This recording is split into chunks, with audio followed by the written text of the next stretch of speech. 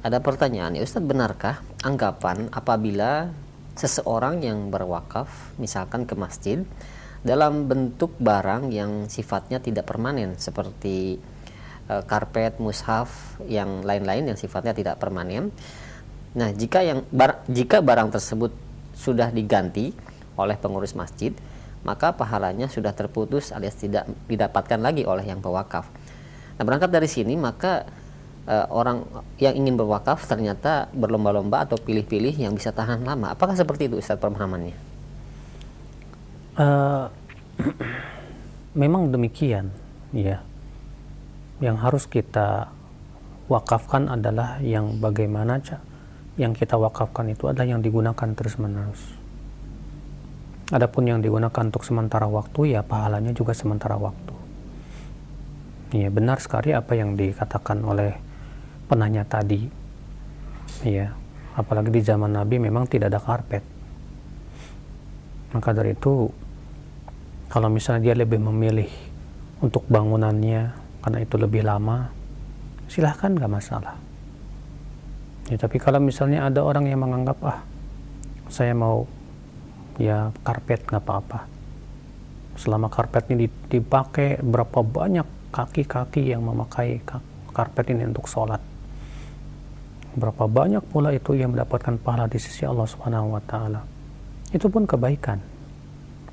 Ya, namun tentunya kita jangan menganggap remeh kebaikan sekecil apapun juga.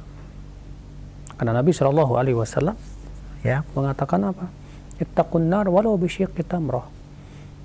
Bertakwalah kamu dari api neraka walaupun hanya dengan berinfak setengah kurma. Kata para ulama, kita tidak tahu amalan mana yang akan memasukkan kita ke surga. Bisa jadi amalan yang kita anggap remeh itu yang memasukkan kita ke surga. Dalam hadis yang sahih, Rasulullah SAW ketika Isra Mi'raj, Rasulullah SAW melihat, kata Rasulullah, "Ra'aitu rajulan fil jannah yataqallabu fil jannah."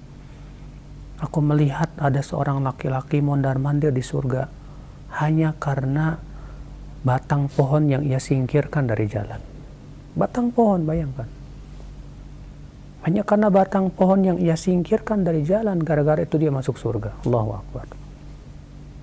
Mungkin kita juga pernah mendengar kisah seorang pelacur yang masuk surga dan yang diampuni oleh Allah hanya karena gara-gara memberi minum anjing.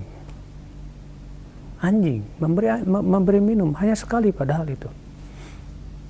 Ya, anjing yang sangat kehausan, lalu si pelacur ini masuk lagi ke sumur, dia penuhi sepatunya dengan air, kemudian dia naik lagi, lalu dia berikan ke anjing itu, lalu si anjing pun bisa minum, maka Allah berterima kasih dan Allah mengampuni dosanya. Jadi kita tidak tahu amal mana yang bisa memasukkan kita ke surga. Bisa jadi amal yang kita anggap remeh itu yang memasukkan kita ke surga. Maka dari itu, ya ketika kita milih ingin yang ini, itu hak Anda, silahkan. Tapi juga kita jangan menganggap remeh amalan sekecil apapun juga, karena kita tidak tahu amal mana yang akan memasukkan kita ke surga. Sebagaimana kita pun tidak tahu amal apa yang bisa memasukkan kita ke neraka. Ya, Allahu a'lam. Nah.